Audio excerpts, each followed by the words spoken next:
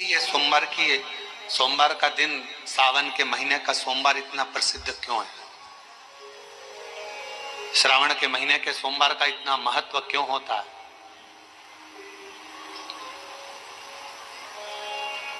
उसका एक कारण, सावन के सोमवार का इतना महत्व क्यों है? सारे सोमवार होते हैं, सारे श्रावण सोमवार का दिन होता है, सारे सोमवार मान्य होते हैं, पर सावन के सोमवार की इतनी महत्वता क्यों है? किस लिए? और शायद हमको लगता है कि जितने भी आस्था चैनल पर कथा सुन रहे हैं, जितने फेसबुक यूट्यूब पर कथा सुन रहे हैं, जितने आपने अपने मोबाइल पर सोशल मीडिया में कथा सुन रहे हैं, हमारे को लगता है कि उनको भी नहीं मालूम होगा कि सावन के सोमवार की इतनी महत्वता क्यों है। किस लिए? सावन के सोमवार की महत्वता इसलिए है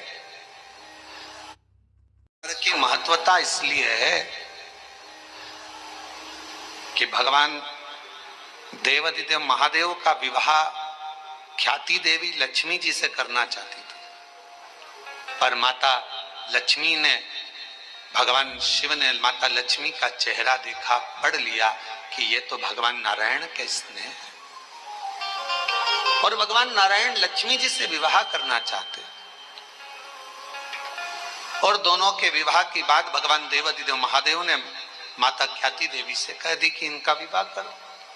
अब माता लक्ष्मी जी ने बड़ा निवेदन करा, आपने हमारा विवाह भगवान नारायण के साथ में कर दिया, हमारे मन की बात को रख लिया, बड़ी कृपा करी भोले बाबा, मेरा मन है मैं आपके चरणों की सेवा करूं, मुझे कोई सेवा आपकी बताओ।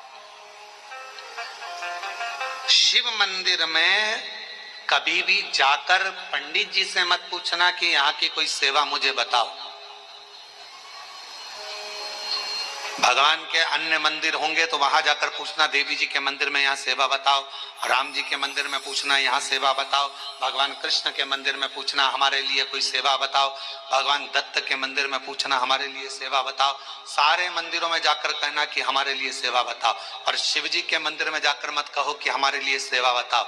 वहां तो झाड़ू उठाओ, सेवा में लग जाओ, वहां तो निर्माल्य पड़ा है, उसको उठाओ, विसर्जन में ले जाओ, वहां पोछा उठाओ, पोछा लगाना प्रारंभ कर दो, शिव जी का श्रृंगार करना प्रारंभ कर दो, शिव जी का सुंदर स्नान कराना प्रारंभ कर दो। शिव मंदिर में सेवा पूछी नहीं जाती, सेवा करी जाती है।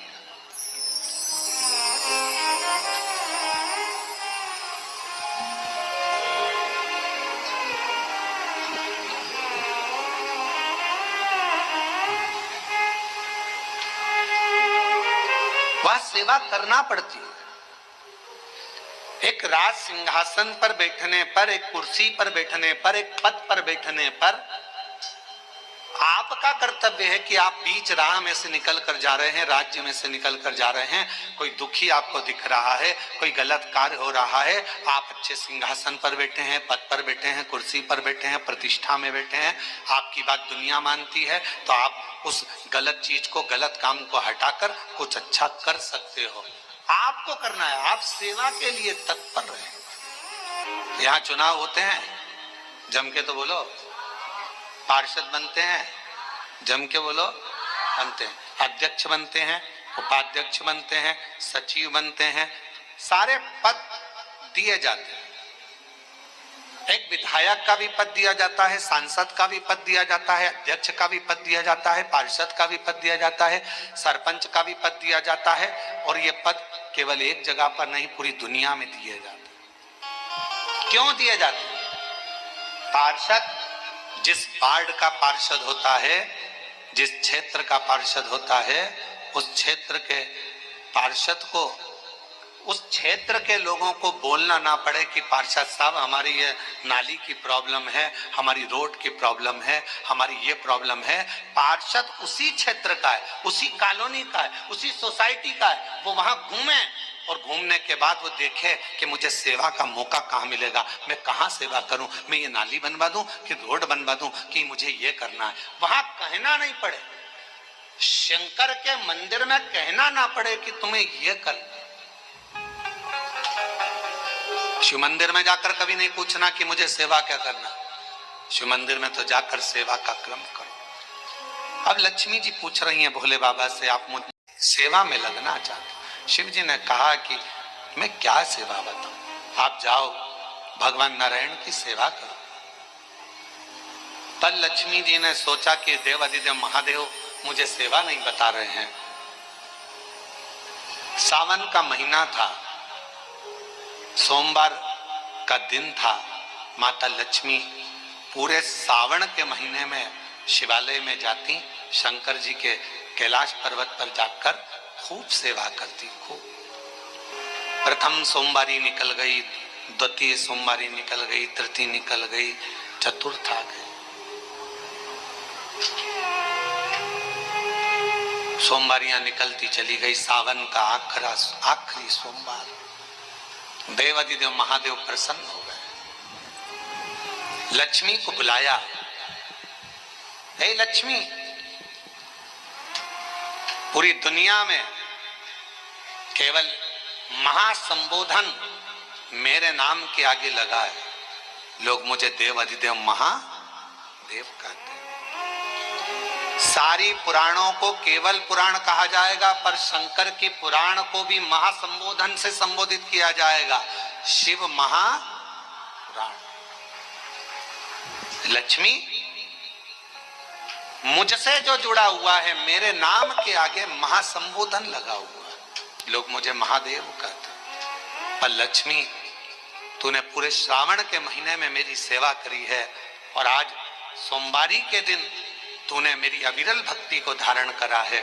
बिना पूछे सेवा में, बिना दिखावे के तल्लीनता से सेवा करी है। मैं अपना महासंबोधन दुनिया में किसी को नहीं देता, आज तुझे दे रहा हूं।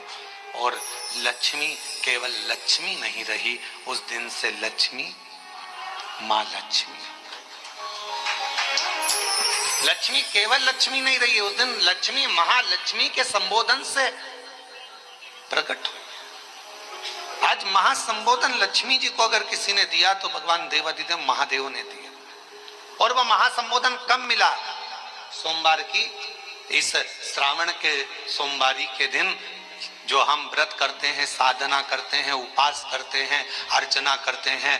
पूरे वर्ष आप सोमवार का व्रत करते हैं कि नहीं करते वो पता नहीं, पर सावन के महीने में 4-5 जो भी सोमवार पड़ जाएं, अगर उस पर अगर आपने व्रत कर लिया, व्रत को धारण कर लिया, या शिवालय के जाकर भगवान शंकर की आराधना कर ली, तो पूरे वर्ष के सोमवार का फल सावन के महीने के 5 या 4 सोमवार में प्राप्त हो जाए। श्रावण के सोमवार की इतनी महत्वता है। कल एक बहन ने पत्र लिखा था कि सावन महीने की इतनी महत्वता क्या है। हमने शिव महापुराण के अंदर पढ़ा तो ऐसा सावन महीने का ज्यादा लेख शिव महापुराण के अंतर्गत नहीं मिला। श्रावण महीने की इतनी प्रबलता क्यों मानी गई?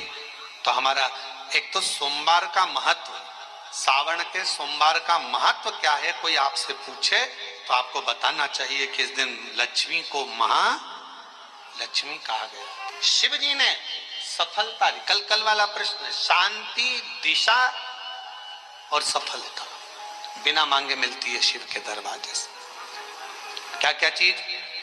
शांति, दिशा और सफलता। शिव के दरवाजे पर जाकर केवल आप सेवा करो, शिव के दरवाजे पर जाकर आप केवल जल अर्पित करो, शंकर जी की चौखट पर जाकर आप नमन करो, देवाधिदेव महादेव के शिवालय में जाकर प्रणाम करिए। भगवान शंकर की चौखट पर, द्वार पर अगर आप जा रहे हो, 3 चीजें आपको मांगना नहीं पड़ेगी। जैसे लक्ष्मी जी ने शिव जी से नहीं मांगा कि मुझे महासंबोधन दो, लक्ष्मी जी ने नहीं मांगा कि मुझे भगवान विष्णु दो, लक्ष्मी जी ने नहीं मांगा कि मुझे ये देना, लक्ष्मी जी तो शंकर भगवान की सेवा में लग गई, तो लक्ष्मी जी को 3 चीजें अपने आप मिल गई। एक शांति हृदय की, दूसरा दिशा, लक्ष्मी जी को कहाँ जाना है, और तीसरे नंबर पर सफल